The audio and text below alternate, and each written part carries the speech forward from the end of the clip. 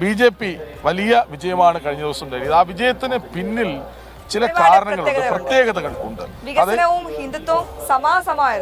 Yes, അതേസമയം ഒരുമിച്ച് നിന്നിട്ടും പവാർ താക്കറെ കുടുംബങ്ങൾക്ക് BJPക്ക് മുന്നിൽ അടിയറവ് പറയേണ്ടി വന്നു. വിവരങ്ങളുമായി ശ്രീകാന്ത് നോക്കൂ, എല്ലാ കാലത്തും BJP മുന്നോട്ട് വയ്ക്കുന്ന ഒന്നാമത്തെ സന്ദേശം വികസനമാണ്.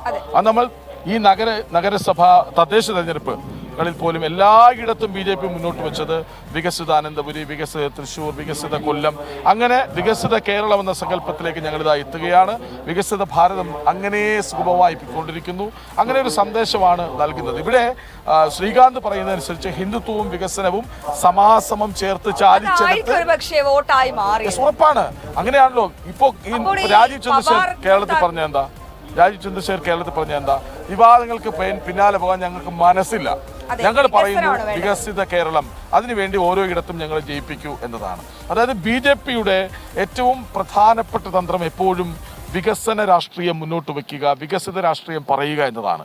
ഇവിടെ ഹിന്ദുത്വത്തെ ചേർത്തു പിടിച്ച് വികസനം മറുവശത്ത് കൃത്യമായി നടത്തി മുന്നോട്ട് പോയി വലിയ വിജയം നേടുമ്പോൾ പവാറൊക്കെ പൊളിഞ്ഞു വീഴുകയാണ്. അവർ രണ്ടുപേരും പൊളിഞ്ഞിടുങ്ങിയ കാഴ്ച. എന്തുകൊണ്ടാണ് അങ്ങനെ ഒരു തിരിച്ചടി നേരിടേണ്ടി വന്നത് ശ്രീകാന്ത്?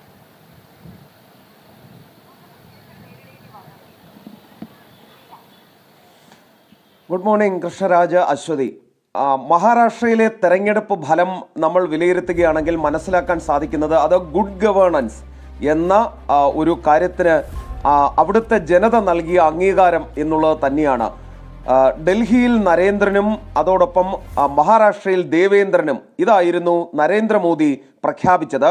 ഒരു ട്രിപ്പിൾ എഞ്ചിൻ സർക്കാർ, കേന്ദ്രത്തിൽ നരേന്ദ്രമോദി, സംസ്ഥാനത്ത് ദേവേന്ദ്ര ഫട്നാവിസ്, ഒപ്പം തദ്ദേശ സ്ഥാപനങ്ങളിലേക്ക് BJPയുടെ മറ്റ് നേതാക്കൾ അവരെത്തുന്ന രീതിയിൽ ഒരു ട്രിപ്പിൾ എഞ്ചിൻ സർക്കാർ വേണം എന്ന് അവിടുത്തെ ജനങ്ങൾ ആഗ്രഹിച്ചു എന്നതിൻ്റെ സൂചനയാണ് ഈ വിജയം തെളിയിക്കുന്നത്. ഗുഡ് ഗവേണൻസ് എന്നുള്ളതിന് അതിന് നൽകിയ അംഗീകാരം എന്ന് തന്നെയാണ് ഒന്നാമത്തെ കാര്യം.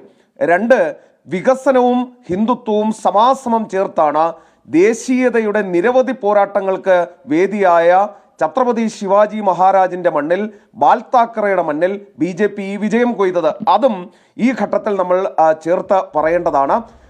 അവിടെ വലിയ തോതിൽ വിഘടനവാദ പ്രവർത്തനങ്ങൾക്ക്, ഭാഷയുടെ അടിസ്ഥാനത്തിലുള്ള വിഘടന പ്രവർത്തനങ്ങൾക്കൊക്കെ ശ്രമം നടന്നു. പക്ഷേ ആ ഘട്ടത്തിൽ ഒരിക്കൽ പോലും BJP അതിൻ്റെ അറ്റത്ത് പിടിച്ചില്ല, അതിന് മറുപടി പറയാനും പോയില്ല.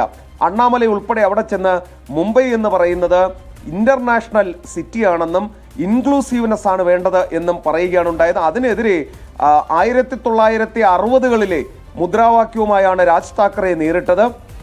പക്ഷേ അതിലൊന്നും BJP തൊട്ടില്ല. ഗുഡ് ഗവേണൻസ്, അതോടൊപ്പം ഡെവലപ്മെന്റ്, ഒപ്പം അടിസ്ഥാന ആശയമായ ഹിന്ദുത്വ, ഈ മൂന്ന് കാര്യങ്ങൾ വെച്ചാണ് തെരഞ്ഞെടുപ്പിനെ നേരിട്ടത്. അത് ഫലം കണ്ടു. ഇനി എന്തുകൊണ്ട് പവാറും താക്കറെ കുടുംബവും തോറ്റു എന്ന് ചോദിച്ചാൽ, താക്കറെ കുടുംബത്തിലെ ഈ രാജ് താക്കറെയും ഉദ്ധവ് താക്കറെയും ഒരുമിച്ച് വന്നിട്ടും അവർക്ക് നിലനിൽക്കാനായില്ല. പഴകിയ അതേ മുദ്രാവാക്യങ്ങൾ അവർ വീണ്ടും പുറത്തെടുക്കാൻ ശ്രമിച്ചു. മറാഠി ലാംഗ്വേജിനെ ബേസ് ചെയ്തുള്ള പ്രചാരണം നടത്താൻ ശ്രമിച്ചു. അതോടൊപ്പം തന്നെ വിഘടനവാദ ശബ്ദമുയർത്താൻ ശ്രമിച്ചു. അതെല്ലാം തിരിച്ചടിയായി എന്ന് വേണം കരുതേണ്ടത്. ഒപ്പം തന്നെ കോൺഗ്രസ്, ഉദ്ധവ് താക്കറെ വിഭാഗത്തിനൊപ്പം രാജ് താക്കറെ വന്നതോടെ കോൺഗ്രസ് ഈ സഖ്യത്തിൽ നിന്നും വിട്ടുമാറിയതും വലിയ തിരിച്ചടി അവർക്കുണ്ടാക്കി എന്നുള്ളത് ഉറപ്പാണ്. ഇനി പവാറിന്റെ കാര്യത്തിലേക്ക് വരികയാണെങ്കിൽ, അജിത് പവാർ ശരത് പവാറിനൊപ്പം നിന്ന് അവരുടെ പൂനെ ബെൽറ്റ് സംരക്ഷിക്കാൻ ഒരു ശ്രമം നടത്തിയെങ്കിലും ഈ ഗുഡ് ഗവേണൻസ് എന്ന് പറയുന്ന ഒരു വിഷയമുണ്ട്. അതിൽ പൂനെയിലെ ആളുകൾ മുഴുവൻ BJPക്കൊപ്പം നിന്നു എന്നാണ് മനസ്സിലാക്കേണ്ടത്. കാരണം ഇത്രയും കാലം തദ്ദേശ സ്ഥാപനങ്ങൾ കുടുംബ സ്വത്തുപോലെ ഭരിച്ചിരുന്നത് ഈ താക്കറെ കുടുംബവും ഈ പവാർ കുടുംബവും ഒക്കെയാണ്, അത് പൂനെയിലും മുംബൈയിലുമൊക്കെ. പക്ഷേ ദേവേന്ദ്ര ഫട്നാവിസിന്റെ സർക്കാർ അധികാരത്തിൽ വന്നതിന് ശേഷം അവിടുത്തെ ആളുകൾക്ക് മനസ്സിലായി എന്താണ് BJPയുടെ സർക്കാർ വന്നാലുള്ള മാറ്റം എന്നത്. അത് ഗുണം ചെയ്തു എന്ന് വേണം മനസ്സിലാക്കേണ്ടത്. 29ൽ 23 BJP സഖ്യം ഭരിക്കുന്നു, ഭരണത്തിലേക്ക് എന്നുള്ളതാണ്. മാറിയതും അജിത് പവാറിനും അവിടെ താക്കറയ്ക്കും വലിയൊരു കരണത്തടി കിട്ടിയതും അതുകൊണ്ട് തന്നെയാണ്. ആളുകൾക്കെല്ലാം മനസ്സിലായി തുടങ്ങിയിരിക്കുന്നു ശ്രീകാന്ത്. ശ്രീകാന്താണ് വിവരങ്ങൾ നൽകിയത്.